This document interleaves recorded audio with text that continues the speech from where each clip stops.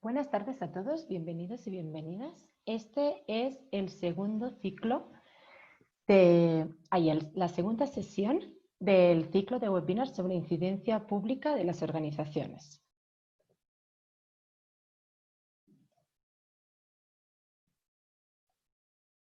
La dinámica de la sesión será una breve presentación de dónde surge este proyecto y una exposición de 20 minutos del ponente de hoy. Después contestará a las preguntas que vayan haciendo ustedes en el chat y haremos un cierre con una valoración. La persona que moderará las preguntas es Georgina Morales de Profos, que os comentará un poco de qué se trata, de la GIZ. Las preguntas, como estamos comentando ya en el chat, podéis hacer todas las preguntas que queráis. En el chat las iremos recogiendo y después de la exposición las contestará Miguel de la Vega. Hemos optado por apagar micrófonos y cámaras para que no haya problemas con el internet y podamos seguir todos la sesión de hoy. También el vídeo y la presentación estarán disponibles en Rutas para Fortalecer /recursos. Georgina, por favor. Muchas gracias, Gemma. Yo soy Georgina Morales de GIZ México. Soy asesora técnica para el proyecto de fortalecimiento de las organizaciones de sociedad civil, Profosc. El Profosc es un proyecto que se desarrolla en conjunto con la Secretaría de Relaciones Exteriores, específicamente con la DGVOSC y con Amexid.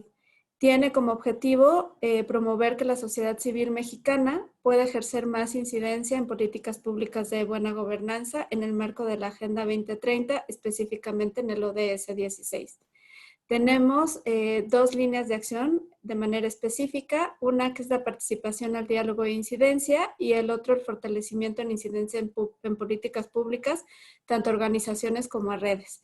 En el marco de esta segunda línea de acción, es que estamos realizando este ciclo de webinars en conjunto con Rutas para Fortalecer. Rutas es una iniciativa que busca dar a conocer el fortalecimiento de las organizaciones en México y pone a su disposición tanto materiales como contenidos en materia de fortalecimiento institucional. Le doy la bienvenida también a Miguel de la Vega, quien es un colaborador tanto de GIZ, pero también es profesor de la Universidad DOR y está especializado en temas relacionados con la evolución de las organizaciones de sociedad civil. Es secretario ejecutivo de UNIDOSC y a la par trabaja en materia internacional en conjunto con organizaciones como el ICNL, Open Society Foundations y el Fondo Global para los Derechos Humanos en investigación y fortalecimiento de redes y organizaciones de sociedad civil. Actualmente está llevando a cabo una colaboración con el Grupo de Coalición Global de la OSCE para el Grupo de Acción Financiera Internacional GAFI y el Grupo Internacional de Expertos en GAFI en temas de reducción y restricciones financieras a organizaciones civiles a nivel nacional y regional. Nos da mucho gusto contar con la participación de Miguel el día de hoy y nada más quisiera enmarcar que Gemma Pusch, quien está a cargo justamente de toda la parte técnica, la verán prontamente en pantalla, es quien está colaborando y coordinando de manera técnica estos webinars a través de la plataforma Rutas para Fortalecer. Sin más, les pido que por favor, mientras Miguel esté dando la charla, nos puedan hacer llegar sus preguntas por el chat. Las estaremos recopilando para dárselas a Miguel de manera sistematizada para que pueda dar respuesta a él en el espacio de preguntas y respuestas. Agradezco muchísimo de nueva cuenta la participación de Miguel y sin más los dejo con él. Muchas gracias por estar el día de hoy con nosotros. Gina, muchas gracias. Es un gusto, como siempre, poder colaborar con la GIZ, con Rutas para Fortalecer. Y bueno, les agradezco mucho la invitación. Me animó mucho el participar por la idea, la concepción que se tiene. En realidad no es un solo taller, como se estarán dando cuenta. Realmente ellas tienen considerado como todo un ciclo y eso es bastante interesante sobre la temática de incidencia. Así como quienes hayan visto la conversación pasada y esta, verán que también no son solamente el cómo hacer incidencia, sino hay muchos temas relacionados con incidencia. Y este que me toca a mí es el tema del el futuro de las organizaciones civiles y el cambio de paradigma. Y es un tema que creo que en particular despierta en algunos inquietudes, en otro interés, en otros inclusive mucha incertidumbre de cómo va a ir moviéndose la situación de la sociedad civil. En realidad, primero hay que considerar que el tiempo, los tiempos de sociedad civil y los tiempos de todos, pero en especial sociedad civil, siempre han sido cambiantes. Nunca hemos tenido un tiempo en el cual esté todo estable y todo sin movimiento, sino que los tiempos de las organizaciones civiles han ido evolucionando. Y esta no va a ser la excepción. Quizá lo que tal vez nos inquieta a muchos, a muchas, es el hecho de que pareciera que los cambios, sobre todo en este año, han sido muy rápidos. Han sido el contexto ha cambiado mucho y nos ha obligado a revisar el contexto de manera muy rápida para adaptarnos. Entonces, a raíz de eso es que quería compartirles simplemente algunas reflexiones y, por supuesto, con todo el gusto de poder hacer un diálogo y concluir esto en unos minutos. Vamos a iniciar con la primera diapositiva. Tiene el concepto nada más de que recordemos que es un paradigma, porque esto se enmarca la charla en este concepto. Y un paradigma es un límite en el pensamiento. Tenemos una idea original, normalmente, tenemos una idea que nos ha guiado por mucho tiempo, y hay una serie de criterios que son los límites de esa idea. Esos criterios constituyen el límite del paradigma, constituyen el límite de la idea de lo que es posible. Simplemente recordemos que durante siglos nunca se pensó que las personas pudieran volar, por ejemplo, ¿no? Por poner un ejemplo. Que fuera posible volar era un criterio límite. El hombre podía correr, podía navegar, podían hacer muchas cosas, pero no se podía volar. Y bueno, resulta que al final la tecnología, la inventiva, la innovación, descubre que podemos volar. Entonces, bueno, se rompe ese criterio límite y entramos en un nuevo paradigma en donde, ok, el hombre puede volar. Y a lo mejor los paradigmas fueron distintos. Ok, puede volar, pero a lo mejor nunca va a volar de manera comercial. Bueno, se rompió ese límite. Ah, bueno, puede volar, pero nunca podrá superar la velocidad del sonido. Se fueron rompiendo paradigmas y así vamos rompiendo en muchas ideas. Para sociedad civil no está exento, hemos ido rompiendo paradigmas. Vamos a ver un poco de la historia reciente, no me voy a tener que ver la historia de sociedad civil, pero vamos a ver lo que le llaman los antiguos paradigmas. Antiguos no porque tengan mucho tiempo, son antiguos, yo diría básicamente de la segunda mitad del siglo XX a la fecha, donde hemos ido rompiendo varios paradigmas de sociedad civil. El primer paradigma en sociedad civil fue que no solamente las organizaciones hacían labores asistenciales. No tengo absolutamente nada en contra de ellas, son sumamente necesarias y han sido durante años verdaderamente una plataforma para apoyo a muchísima población vulnerable. Sin embargo, también se rompió el paradigma que solamente se podían hacer actividades asistenciales de sociedad civil y podíamos hacer otras cosas. Entonces entraron organizaciones que velaban y protegían o promovían los derechos humanos, organizaciones que se insertaron en el desarrollo comunitario, desarrollo económico, organizaciones para la preservación de la ecología, etc. Otro paradigma interesante fue que las organizaciones, mucho basado en el reconocimiento universal de los derechos humanos, se reconoció el derecho a la libertad de asociación como un derecho humano. Y es un derecho humano quizá no tan reiterado como el derecho a la vida o derecho a la salud o la educación. Es un derecho a asociarnos, a trabajar de manera conjunta por varias causas, que es la base no solamente de sociedad civil, la base de las empresas, sindicatos, de muchas cosas. Entonces, uno de los paradigmas fue reconocer que las organizaciones y las personas primero tienen derecho a asociarse y que las organizaciones también tienen derechos. Las organizaciones como personas jurídicas tienen derecho, independientemente sean donatarios o no, tienen derechos, derecho a acceder a recursos, derechos a acceder a subsidios cuando los hay, derechos a participar en políticas públicas, derechos a recibir información, a recibir formación, derechos que fueron finalmente consagrados en una ley federal de fomento en el 2004. Entonces, no solamente había nuevas causas, había también derechos. Sin embargo, los paradigmas no necesariamente son cosas positivas. Vimos que también se han roto paradigmas en contra de la sociedad civil. Y esto, aquí es donde empieza a complicarse bastante el asunto y yo ya lo enmarco dentro de este siglo, del siglo XXI, durante, sobre todo, probablemente los últimos 10 años, 12 años, hemos visto una reacción en contra de la sociedad civil. Se están rompiendo paradigmas a la inversa. Entonces, eso nos obliga a considerar que existe un contexto que es complicado. Quiero compartir en la siguiente diapositiva. ¿Qué es lo que está ocurriendo? ¿Y qué es lo que tenemos que considerar como algunas de las tendencias futuras? Me disculpo porque quizá mi perspectiva sea un poco pesimista, pero me parece que hay algunas tendencias claras que por lo menos en el corto o mediano plazo no veo que vayan a transformarse. Y eso nos va a obligar justamente a revisar nuestros paradigmas con sociedad civil. Entonces, ¿cuál es el contexto? ¿Cuál es el contexto en el que nos estamos moviendo y que constituye ya tendencias futuras? Son cosas que ya están ocurriendo, no son cosas que veo que van a ocurrir, son cosas que ya están ocurriendo. El primero es un concepto que varios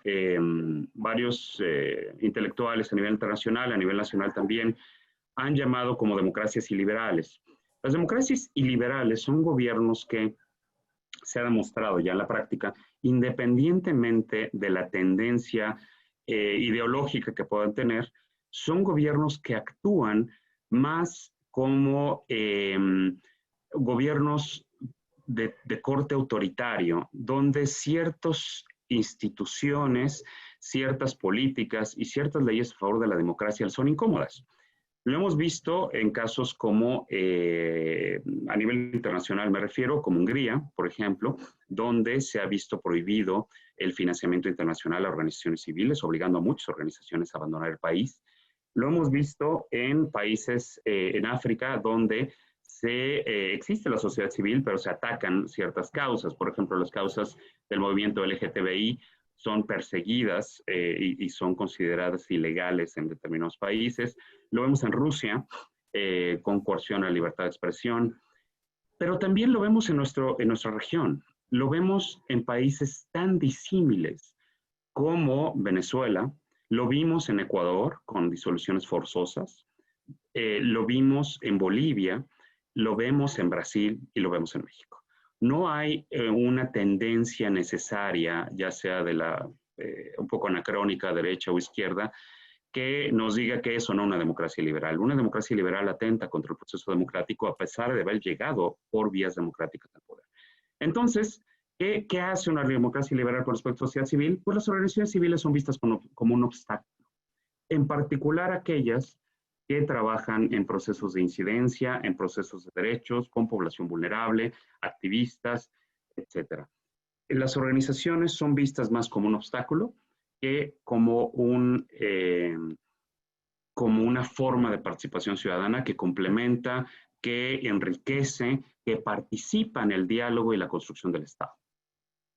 Por lo tanto, una de las características es la estigmatización. La estigmatización se da de muchas maneras.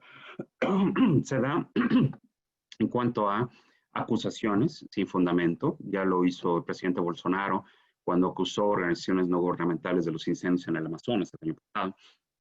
Se da cuando se acusa a las organizaciones civiles sin pruebas de que las organizaciones no son transparentes, las organizaciones son corruptas o las organizaciones son intermediarias, por ejemplo. Entonces, existe ese tipo de reacción. Sin embargo, hay cuestiones todavía bastante más graves. Y una de esas las vemos en lo que hemos llamado restricciones abiertas o sutiles. Las restricciones abiertas son aquellas restricciones que han ocurrido en nuestro país y en otros de manera brutal, de manera inclusive sanguinaria. El asesinato de activistas, hombres y mujeres, por temas de derechos humanos, ecología, es y ha sido una constante de la violencia en el país. No solamente en este país, el caso de Honduras ha sido terrible, el caso de Colombia. Hemos tenido ataques abiertos, hostigamiento, robos ante equipos y activistas de organizaciones civiles. Pero también hay restricciones sutiles. Las restricciones sutiles tal vez son las que vemos más frecuentemente y a veces no nos damos cuenta, a veces sí, pero no sabemos de dónde vienen. Y son restricciones en cuanto al marco fiscal, restricciones en cuanto a la sobrecarga administrativa, restricciones en cuanto a procesos, restricciones en cuanto a quitar subsidios públicos, etcétera. Son actos que atentan contra la sociedad civil sin que pretendan aniquilarla necesariamente, sí actúan como un obstáculo. Uno de ellos son los límites a la sustentabilidad financiera, límites que se hacen a través de leyes, de sobrecarga, inclusive de una exclusión de las entidades financieras. No sé si a algunos de ustedes les ha pasado que de pronto como organizaciones civiles intentan abrir una cuenta bancaria y no es posible y no saben de dónde viene. Ahora vamos a comentar en eso. Y para terminar este panorama, que reitero, pues es un poco negativo, son tres cosas. Uno es las nuevas restricciones en nombre de la seguridad sanitaria. Ya tuvimos restricciones muy grandes a raíz de la seguridad personal, como el caso de las ocurridas por los actos terroristas de 2001 en Estados Unidos, los actos terroristas ocurridos en Londres, en España. Muchos de ellos se implantaron en varios países y a nivel global restricciones en nombre de la seguridad antiterrorista. Y ahora vemos nuevas restricciones en nombre de la seguridad sanitaria. No solamente se recomienda no salir en casa, en algunos países está penado, sino que, pues bueno, no hay la posibilidad de hacer movilizaciones, se discuten y se aprueban en algunos casos algunas legislaciones que atentan contra las libertades. Y uno lo pensará, bueno, eso ocurre en otros países. En realidad ya ocurre en México y de manera bastante frecuente. Simplemente el Congreso acaba de aprobar una iniciativa para poder ejercer una censura de facto en Internet con pretexto de derechos de autor. Eso está ocurriendo en este momento en nombre de seguridad sanitaria o aprovechando los temas que están ocurriendo en este contexto.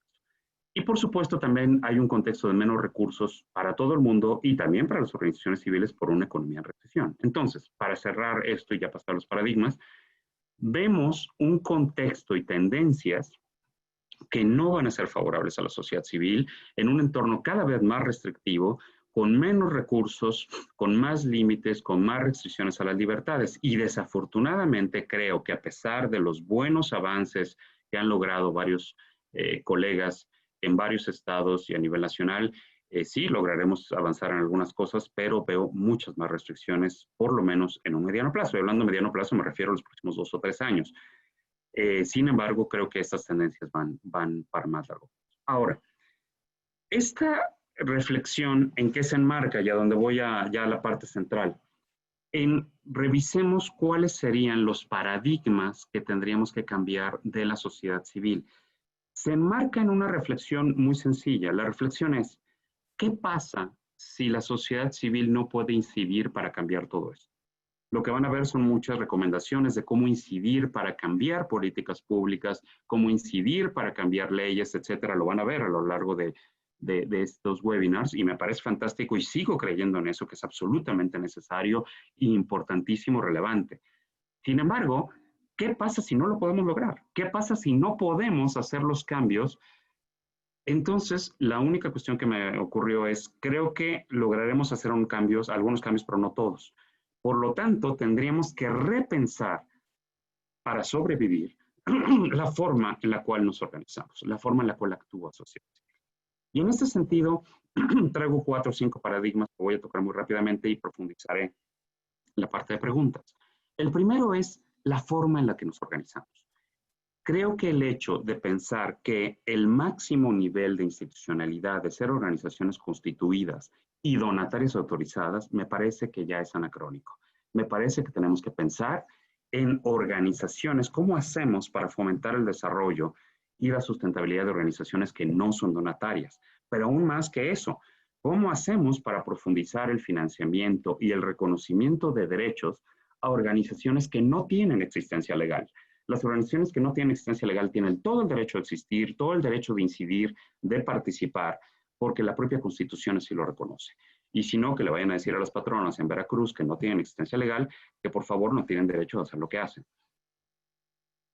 Tenemos que pensar y concebir la posibilidad de tener organizaciones completamente virtuales, 100% virtuales. No quiero decir que estas van a ser todas las organizaciones que habrá, quiero decir que son opciones para hacer sociedad civil organizada.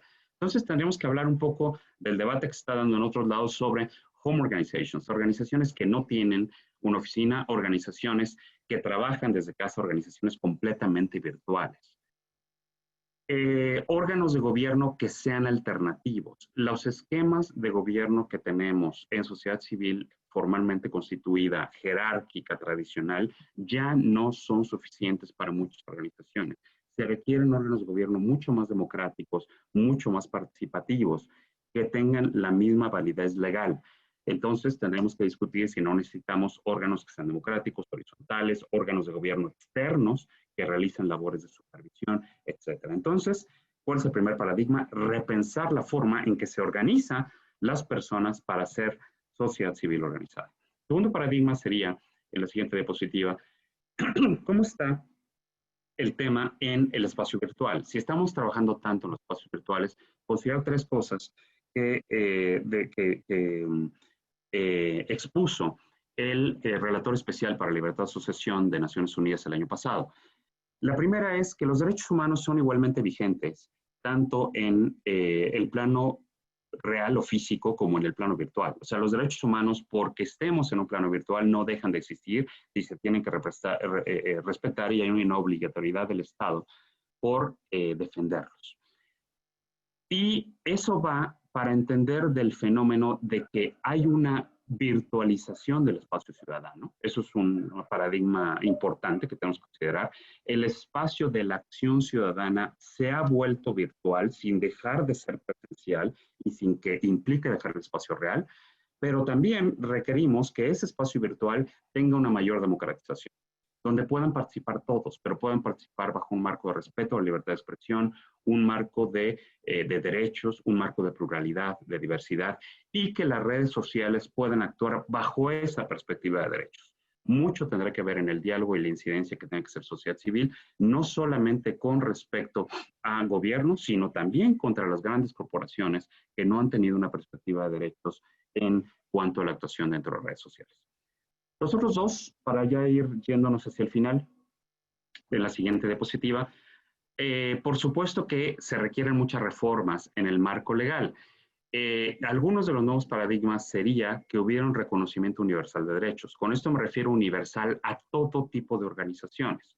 En este momento, nuestra Ley Federal de Fomento solamente reconoce derechos a ciertas actividades y organizaciones constituidas. Yo considero, así como varias otras personas dentro del sector, que este reconocimiento tiene que ser mucho más amplio para todos aquellos grupos que inclusive actúan sin existencia legal. Segundo, el marco fiscal, que por supuesto es completamente inequitativo en este momento y está partido. Hay un marco fiscal para donatarias autorizadas y un marco para la gran mayoría de organizaciones que son injustamente tratadas como si fueran empresas lucrativas. El tema de la inclusión financiera, las organizaciones son tratadas con obligaciones y una sobrecarga que no corresponde a sus riesgos y aparte están siendo excluidas progresivamente del sistema financiero, y la gran ausencia de los subsidios. Los subsidios, la primera circular que hace la presidencia en turno en este país es cancelar los subsidios bajo la premisa de que no existe una transparencia y de que las organizaciones son intermediarias. Yo coincido en la primera, no en que las organizaciones no sean transparentes, sino que los subsidios requieren ser transparentes y no discrecionales, pero no coincido para nada en la percepción de que sean intermediarias. Entonces, bueno, son algunos pendientes de paradigma del marco legal. Los dos últimos que tenemos son el gran tema de sustentabilidad. ¿Qué vamos a hacer? ¿Qué va a hacer la sociedad civil organizada en un marco donde estamos en una recesión que puede convertirse en depresión, donde los donativos, y recomiendo la charla de la semana pasada, se ven reducidos, donativos privados, ante la cancelación de subsidios públicos y muchas agencias y fundaciones internacionales redirigiendo financiamiento hacia la atención de la contingencia sanitaria actual? ¿Qué vamos a hacer? ¿Cerramos? Entonces, aquí es invitarles a repensar. Como ven, esta exposición está plagada de preguntas y todavía no tenemos las respuestas, porque las respuestas no las puedo dar yo, las tenemos que construir de manera conjunta, de manera colectiva, como hemos ido avanzando. Entonces tenemos que pensar, parte de las acciones de sociedad civil para sustentarse va a tener que pasar por actividades de venta de bienes o servicios. Y el vender bienes o servicios no implica vender artesanías ni dibujitos hechos por los beneficiarios. Implica pensar en términos comerciales. Ahora, en términos comerciales, no estoy diciendo que tengan que ser términos comerciales lucrativos. Hay muchas organizaciones que ya lo han hecho desde ni siquiera años, décadas, que han empezado a trabajar en temas de venta de bienes o servicios sin dejar de ser organizaciones no lucrativas. Segundo, tendremos que trabajar también con los donantes para desarrollar una visión estratégica y financiar rubros que no se han financiado antes y dirigir rubros al financiamiento y la construcción de capacidades productivas de las organizaciones civiles. No es solamente dinero para operar, necesitamos dinero para construir capacidades de financiamiento. Olvídense nada más estar buscando el tema de ver qué convocatoria sale. Si organizaciones que no inserten un nuevo paradigma de diversificación de sus fuentes de ingresos y exploren con innovación, van a ser las que van a existir. El resto, las que se quedan esperando el siguiente subsidio público, la siguiente convocatoria, me temo que tienen muy pocas opciones de subsistencia. Y por último en este tema, tendremos que pensar en términos de si ser sociedad civil lucrativa es suficiente o no.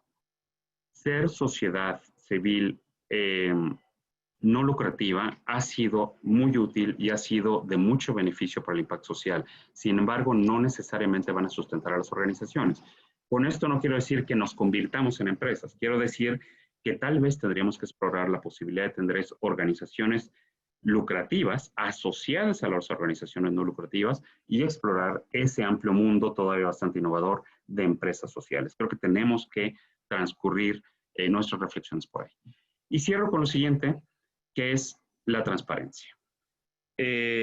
Parte de la estigmatización de la sociedad civil no empezó con el presidente actual, empezó por la falta de capacidad de la sociedad civil por años de comunicar lo que hacía y que lo hacía de manera transparente, de manera equitativa y de manera que rinde cuentas. Entonces, ¿qué necesitamos hacer en cuanto a nuevos paradigmas para la transparencia? Buscar marcos de autocontrol. Hay muy buenas prácticas que ya están funcionando en otros países, y con otros países no me refiero a Noruega. Basta conocer la red de autocontrol para la transparencia en Honduras, que están haciendo prácticas sumamente interesantes sobre transparencia y rendición de cuentas, y donde hay una especie de, no digamos certificación, pero una validación de pares sobre la transparencia. Un punto sumamente interesante es que la transparencia no está peleada con el tema de gastos. Yo en lo personal, y voy a decir una herejía para la sociedad civil, yo en lo personal no creo en los límites a los gastos de administración, ni siquiera creo que los gastos de administración tuvieran que mantenerse necesariamente bajos. Es más, yo no tendría nada en contra de una organización que dedica 60-70% de su financiamiento no a operar proyectos, sino a construir capacidades de financiamiento y capacidades operacionales para posteriormente poder hacerlo a escalas muchísimo mayor.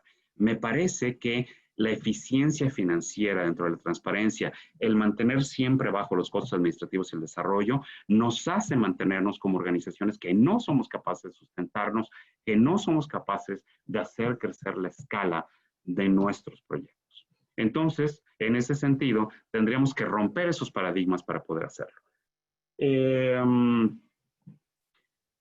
Esto es muchísimo para 20 minutos, así que con esto concluyo, pero bueno, ahorita vamos a seguir platicando. Nada más comentarles que estamos haciendo un proceso de investigación sobre estos temas, no son nada más reflexiones al aire, estamos en un proceso serio de investigación sobre estos temas que espero podamos compartir ya en el mes de octubre. Pero recordarles mucho lo que están haciendo estos pensadores, y con esto cierro. Esta es una cita de Yuval Noah Harari, que es uno de los pensadores más relevantes contemporáneos, él es israelí. Y él dice, en este tiempo de crisis, lo acaba de escribir, esto fue el mes pasado, dice, en este tiempo de crisis nosotros enfrentamos dos decisiones sumamente importantes. La primera es ante una vigilancia totalitaria o el empoderamiento ciudadano. Esa es la primera decisión que vamos a tener que tomar. La segunda es ante un aislamiento nacionalista o solidaridad global. Evidentemente creo que muchos sociedad civil apostamos por los segundos. Un empoderamiento ciudadano con solidaridad global. Están mis datos en la siguiente diapositiva. Les voy a difundir en el mes, finales del mes de octubre, mes de noviembre, resultados de esta investigación que estamos haciendo sobre los paradigmas de sociedad civil, pero no para informarles, sino para que se sumen a este debate, se sumen al debate de cómo vamos a hacer una sociedad civil que se pueda adaptar a un contexto adverso, no solamente en México, sino en el sur global. Para contacto tienen mi correo electrónico y bueno, ahí está mi cuenta de Twitter por si quieren pues echar una mirada a lo que estamos haciendo. Bueno, pues muchas gracias. Estoy atento a que empecemos el diálogo. Esa era la idea. Muchas gracias, Miguel, sobre todo por el contexto que nos presentas. Sin duda es muy retador para las organizaciones de la sociedad civil aquí en México. Y tenemos un par de comentarios que te voy a ir leyendo. El primero, y sobre todo con lo que mencionabas de cómo se pueden ir dando o creciendo este diálogo sobre los paradigmas que presentas. El primero dice, el contexto presente y las tendencias futuras sería más fuerte que una exposición oral si se mostrasen los datos en diversas formas estadísticas y las fuentes de lo que se ha expuesto. No es que se dude, es que estamos en un momento en que nada debe quedar como perspectiva, opinión, etcétera. Lo que está sucediendo nos tiene que quedar como hechos en la mayor medida de lo posible. Sí, totalmente de acuerdo. ¿Puedo responder directamente a algunos? Sí. Porque hay algunos que a lo mejor podemos conjuntar y otros nada más responder específicamente. Sí, estoy de acuerdo, por supuesto, pero recordemos que esta es una charla y realmente ya como un conversatorio. Los datos ahí están, o sea, los datos no son míos y si quieren revisarlos, simplemente remítanse a la revista Sur, publicada en Sao Paulo. Publiqué un artículo hace 2 años sobre restricciones financieras, la revista Sur número 20, lo pueden escuchar, está en inglés, en portugués y en español, y ahí está toda la investigación sobre el tema de restricciones financieras.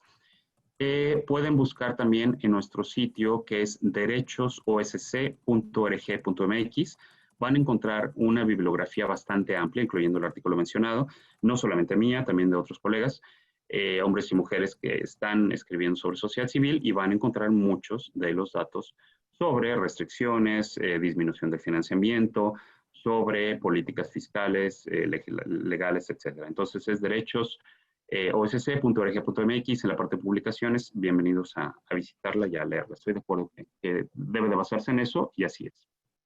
Listo, se los acabamos de poner en el chat para que los puedan consultar.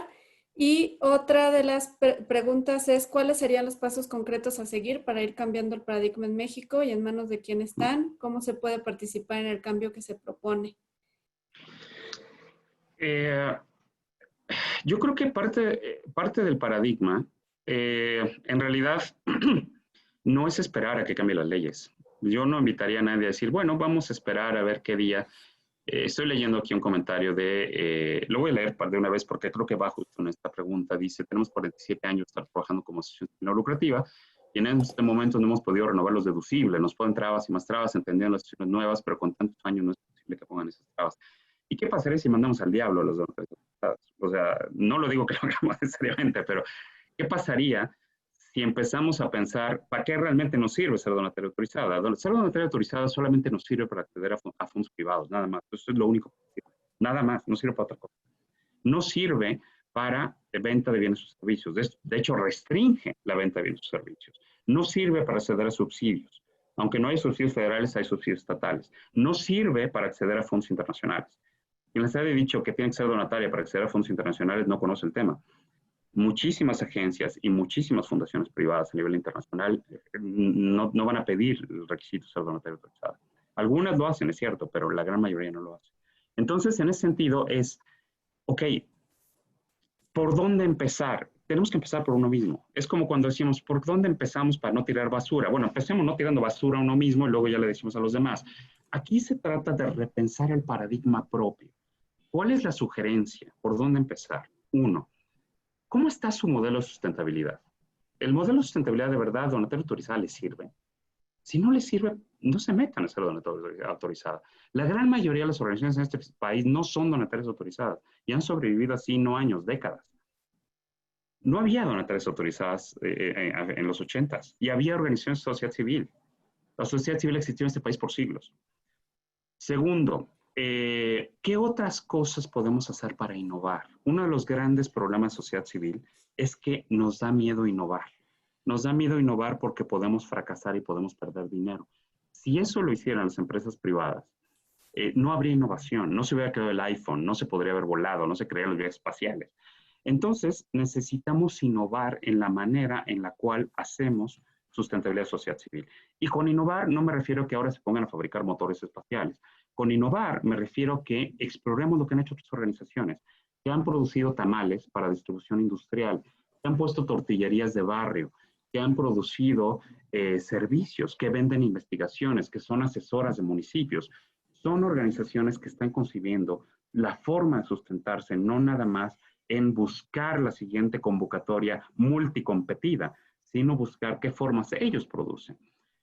¿Qué formas de organización nos sirven? ¿Su consejo les estorba? ¿Su consejo les ayuda? ¿Su consejo les sirve? ¿O necesitarían revolucionar la forma en la cual se gobiernan? ¿Qué formas de organizarnos tenemos en cuanto a colectivo? ¿Nos sirve el trabajar solos o nos ayuda mucho más trabajar en red? ¿Nos sirve este organigrama jerárquico, tradicional que necesitamos los últimos 47 años, como decía esta colega, o necesitaríamos cambiar una forma de trabajo mucho más horizontal? Entonces creo que ahí empieza ahí ese repensar el paradigma. Por supuesto que en el ejercicio que vamos a hacer, los vamos a invitar a que puedan participar con sus experiencias y recomendaciones para que otros aprendan de ustedes. No tenemos que inventar todos el hilo negro y de eso se trata este proceso. Entonces, para cerrar este punto es, la ruptura de estas formas nuevas de ser sociedad civil pasa por uno mismo en cuanto a cómo hacemos nuestra propia manera de actuar ciudadano. Pero también pasa por aprender de otros y contribuir con otros. A mí me encantan, por ejemplo, esos grupos de jóvenes, de señoras de barrio, grupos indígenas, que ni siquiera se les ocurre ir al notario, que ni menos se les ocurre ser notaria autorizada y hacen maravillas, sin ser AC o IAP. O sea, no hay que perder de vista que el fondo no es ser notario autorizado. El fondo es su derecho a la acción ciudadana para el interés público. Ese es el verdadero fondo de sociedad civil organizada. Perdón, que me extendí, Gina. Hay dos comentarios sobre que de Paco Vite, que el reto de microfinanciamiento tiene como reverso la renuncia de exigirle al Estado que se destine recursos para garantizar el derecho a la asociación, por un lado, pero por otro resignarnos a que el mercado sea donde tenemos que obtener recursos, y también en ese mismo sentido de no confundir administración o gastos administrativos como inversión para el fortalecimiento de capacidades. Entonces, si podrías comentar un poquito más al respecto. Sí, de acuerdo, pero de acuerdo parcialmente, Paco. El Estado jamás ha garantizado el derecho a la asociación más allá de por la parte legal, jamás lo ha hecho. El Estado, y esto lo puedes ver de nuevo si quieren ver los números, ahí están, revisen el texto que hizo Carlos Chávez Becker con Pablo Ulloa, que publicaron en 2019 con el Belisario Domínguez, también en el sitio que acabo de decirles, donde vienen las tablas, y pueden ver cómo está el tema de cuánto representa los subsidios públicos. Entonces, decir, el Estado garantizaba el derecho de asociación, el Estado no daba ni siquiera el 10% de los fondos que ocupa la sociedad civil organizada en total. Para que tengamos un estimado, cuando había fondos, los subsidios públicos más o menos transcurrieron entre 6,000 y 7,000 millones de pesos, reportados oficialmente, con bombo y platillo, por cierto, por la administración funesta de Peña Nieto. Y mientras tanto, la iniciativa privada donaba más de 22,000 millones de pesos, o sea, 5 veces más. Entonces, ¿de dónde depende la sociedad civil? ¿Quién garantiza el derecho? ¿Quién garantiza la sustentabilidad de las asociaciones civiles? Los ciudadanos, las personas. Nunca la ha garantizado el Estado. En ese sentido, si lo expresé mal, lo aclaro, nunca expreso el renunciar a nuestros derechos.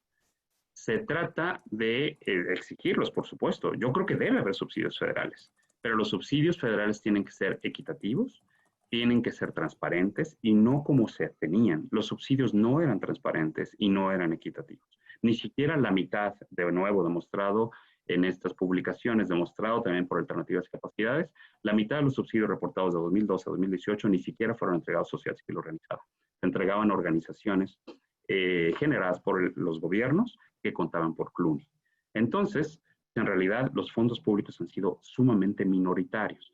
Entonces, pues resignados a que el mercado sea donde tenemos que obtener recursos, pues yo pensé que ya estábamos resignados desde los últimos 50 años, porque en realidad la sociedad civil donde ha obtenido los fondos, y los datos, por cierto, son de la Secretaría de Hacienda, donde obtiene sociedad civil los fondos es de los ciudadanos, de otras organizaciones, de fundaciones, empresas y de la venta de bienes o servicios.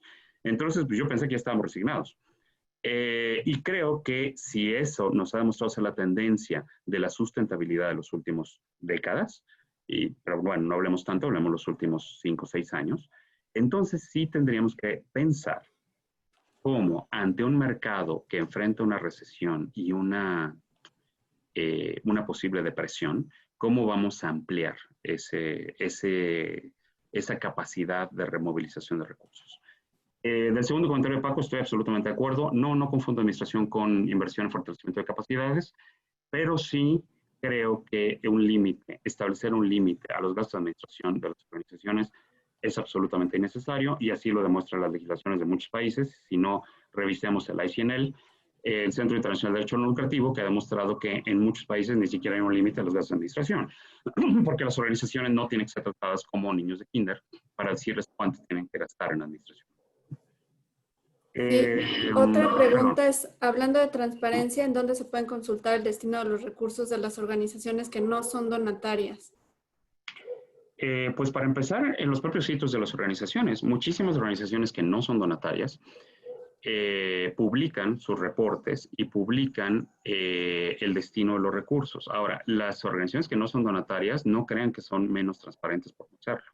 Son organizaciones que también tienen obligaciones fiscales, son organizaciones que no son lucrativas, son organizaciones que no distribuyen remanentes. O sea, son organizaciones que también rinden cuentas. Entonces, ¿dónde se pueden consultar? Se pueden consultar de entrada en los sitios de las propias organizaciones, en sus informes, y donde se pueden consultar pues también en las propias informes que ellos rinden hacia la autoridad encargada de supervisarlas, que son las propias autoridades hacendarias, a quienes ellas rinden cuentas. Entonces, no ser donataria no significa ser organización ilícita, significa ejercer el derecho de actuar dentro del marco legal sin ejercer el derecho de ser donataria autorizada, porque simplemente no conviene a sus intereses o no conviene a su estrategia de sustentabilidad. Pero no podemos decir que no sean transparentes, ¿no? Sí, otra pregunta es algunas ideas de cómo se puede fortalecer la profesionalización de las organizaciones ante estos nuevos paradigmas. Sí, sí. Perdón, antes de que hay otros comentarios sobre que efectivamente es muy difícil mantener con el 5% de gastos administrativos que permite la ley. A ver, ese 5% de gastos administrativos solamente está para las donatarias autorizadas, no está para el resto. Entonces, pues claro, si ustedes son donatarias autorizadas, tienen que cumplir con lo que marca la ley. O sea, yo no estoy diciendo que no lo hagan. Lo único que estoy diciendo es que piensen si les sirve ser donataria autorizada. Si ustedes son una organización cuya principal fuente de ingresos no proviene de empresas o fundaciones nacionales o personas en lo individual, no les sirve ser donataria autorizada, porque para eso es. Si sí lo son y actúan dentro de ese marco, pues tienen que cumplir con la ley, ¿no? Tienen que cumplir con eso o arriesgarse a las multas. Pues no hay mucho a dónde moverse. Les comento las ventajas de no ser donataria. La ventaja de no ser donataria es el hecho de que no hay un límite de administración, de gasto de administración, no lo tienen. No hay esa sobrecarga administrativa que tienen, por supuesto que tienen que cubrir con obligaciones, pero si tienen algún remanente que Hacienda construye como distribuible, tendrán que pagar impuestos, cosa que no hacen las donatarias. Entonces son ventajas por desventajas, ¿no? Pero si yo en este momento fuera una organización no donataria y pienso subsistir mucho más basado con financiamiento internacional o venta de bienes o servicios o cuotas de recuperación, ¿para qué me voy a meter en un esquema como las donatarias autorizadas que me restringe mucho más de lo que me ayuda? Entonces, el ser donataria en realidad no es un tema de legalidad o ilegalidad, es un tema de cuál va a ser mi estrategia de sustentabilidad y ahí decido si conviene o no ser donataria. El segundo tema que mencionaba Alberto de cómo se puede fortalecer la profesionalización, pues justamente en la incidencia con fundaciones. Aquí está Gaby Orozco, por ejemplo, Fundación Merced. Fundación Merced son esas fundaciones raras que entienden muy bien cuál es el contexto y está invirtiendo en las capacidades, en construir capacidades para ese contexto. Valga el comercial, y pido una disculpa a Gaby por esto, pero Fundación Merced este año va a reconocer buenas prácticas en cuanto a emprendimientos de jóvenes, emprendimientos sociales. No nada más en, a ver qué organización gana más convocatorias. Estamos reconociendo ya buenas prácticas en el emprendimiento social. Entonces, creo que el fortalecimiento, Alberto, viene por buscar ese tipo de fundaciones e insistir en que haya financiamiento de ese tipo de fundaciones por fortalecerlo, pero no esperar a que ellas vengan, sino nosotros buscarlo. Hay ya bastante bibliografía sobre el tema donde podemos consultarlo. Este tipo de espacios me parecen geniales para detonar este tipo de reflexión. Perdón. Sí, Hay otra sobre cómo convencer a las empresas de que inviertan en causas de organizaciones que no puedan entregar factura fiscal para deducir aportaciones. A ver, perdón, otra vez. Dice, ¿cómo convencer a las empresas de que inviertan en causas de organizaciones que no pueden entregar una factura fiscal para deducir su aportación? Y otra de Víctor, que creo que ya que la contestaste hace rato, son una organización que se acaba de constituir. Sí. Y si no recomendaba ser donataria, pero creo que un poco está con... Bueno, esa está contestada para no andar en el tema. Depende de la estrategia de sustentabilidad. La estrategia depende de sus eligen, de ahí depende si son o no donatarias. ¿Cómo convencer a una empresa? Bueno, no la van a poder convencer. O sea, si una empresa, por eso me refería hacia donatarios, ustedes, parte de sus estrategias es recibir donativos empresariales, pues muy probablemente les convenga ser donatarios autorizadas. Pero hay organizaciones que no van a invertir, hay empresas que no van a invertir en ciertas causas. Entonces, ahí es donde no conviene. Justamente eso me refería. Si su financiamiento proviene mayoritariamente de empresas, probablemente sí les convenga ser donatarias autorizadas, pero no es el caso de la mayoría de las organizaciones del país. En ese sentido, conviene revisar la estrategia. Entonces, bueno, no van a poder convencer a la empresa. Lo único que le puedan decir es, oiga, pues yo no soy donataria autorizada, lo cual no les exime de entregar un comprobante que va a tener validez fiscal. O sea, las no donatarias también tienen que entregar una factura o también tienen que entregar un recibo igualmente válido fiscalmente, solo que no va a ser deducible.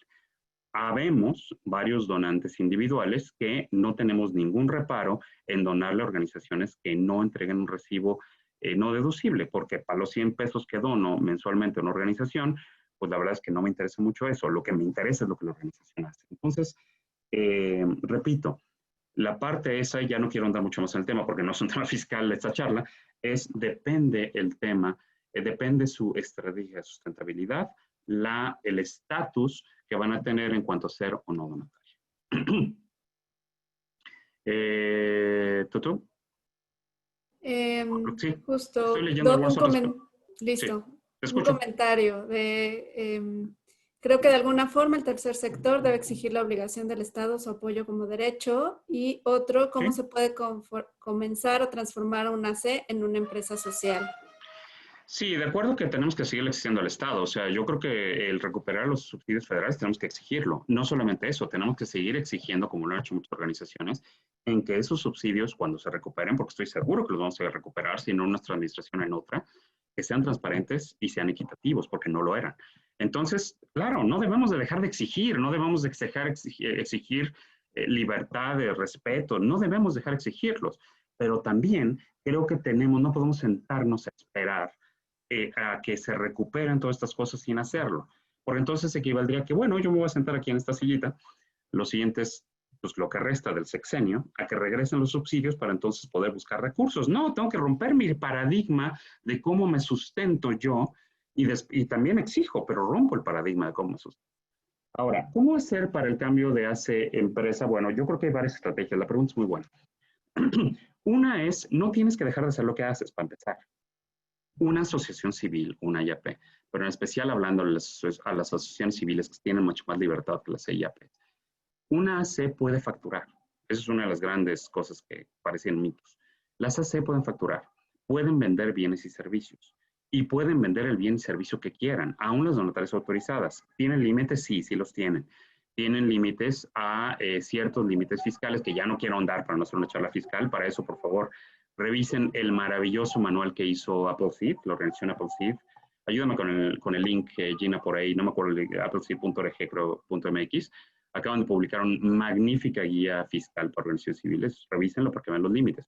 Pero, en esencia, tanto donatarios como no donatarias pueden, y por supuesto organizaciones no constituidas, pueden vender bienes o servicios.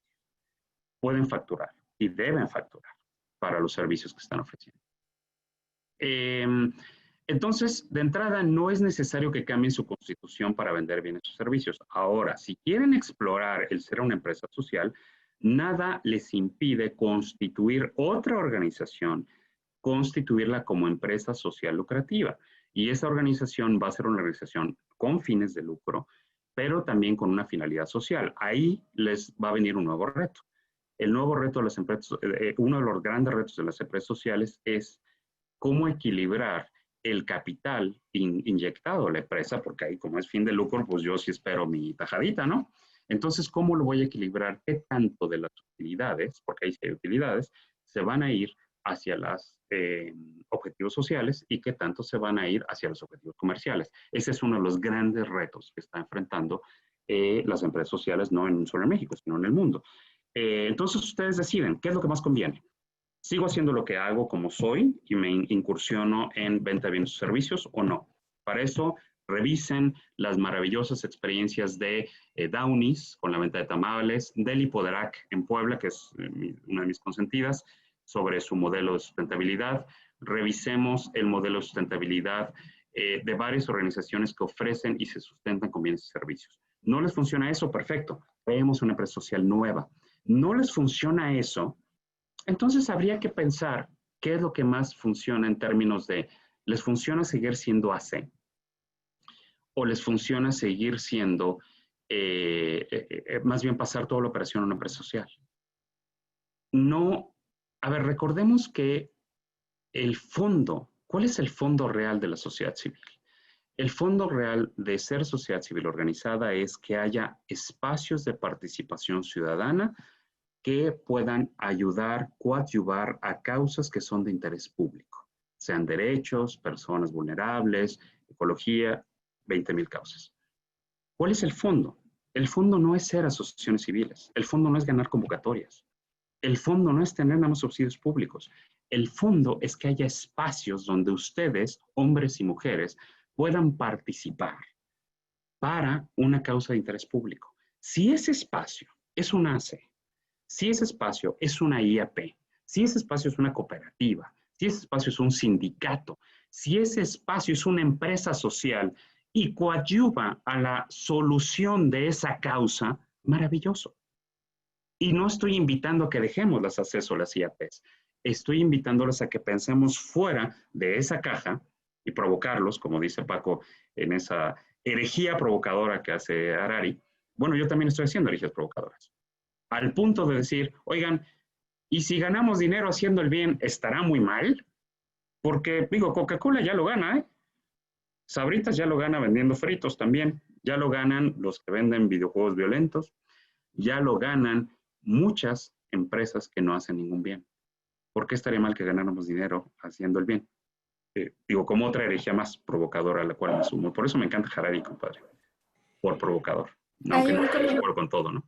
Hay un comentario que dice, ¿se puede trabajar desde el régimen general en el SAT como empresa social? El alto costo que implica conseguir y administrar donativos es equiparable al pago del IVA e ISR. ¿Vale la pena romper el estigma? Claro, yo creo que vale la pena romper el estigma. A ver, que ¿qué se tiene pasaría? del pago de impuestos. ¿Qué pasaría si somos una empresa?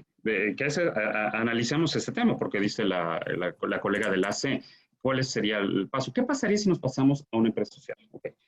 Sí, sí hay que pagar impuestos, por supuesto que hay que pagar impuestos, son necesarios, no nada más como obligación, es nuestra responsabilidad ética ciudadana.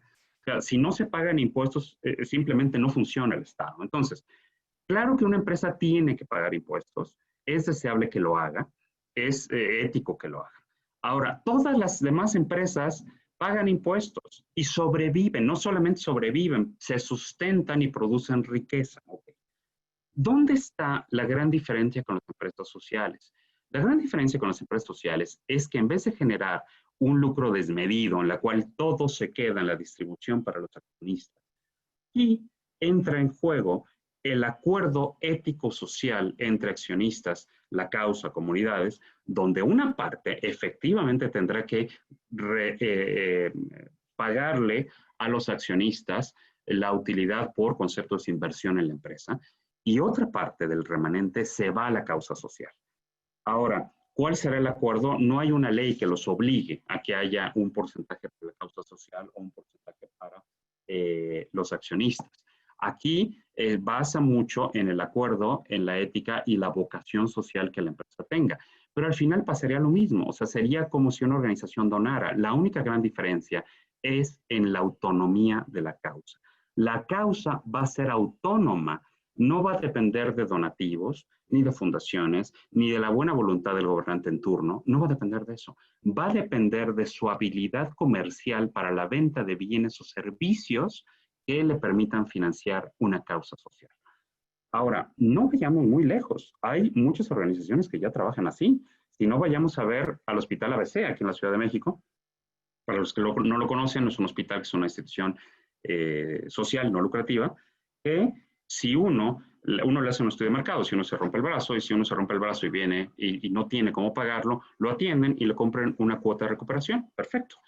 Pero si uno sí tiene cómo pagarlo, revelado por el propio estudio, y se rompió el mismo brazo y le hacen el mismo tratamiento, le cobran la cuota de mercado, porque justamente eso lo hacen para solventar los servicios sociales, la vocación social del hospital. Entonces, sí, tendríamos que operar bajo los mismos estándares que operan las empresas. Claro, ¿y cuál es el problema? O sea, el problema sería, el verdadero problema es, ¿dónde está el punto de equilibrio entre el lucro y la inversión social? Y con esto quiero tratar de conciliar o invitarles a una nueva herejía. Voy a decir algo inclusive blasfemo, mi querida Gina. ¿Cómo le hacemos para conciliar lo que ha estado peleado tanto tiempo, el lucro y lo social? ¿Cómo el interés social puede no estar peleado de lucro y en algún momento actuar en consonancia? Y ojo, no digo que la sociedad civil tenga que convertirse en eso. No es que nos convirtamos ahora en entes lucrativos y vive el capitalismo, no. Es simplemente opciones. Seguirá habiendo fundaciones, seguirá habiendo donativos y ojalá recuperemos tarde o temprano los subsidios.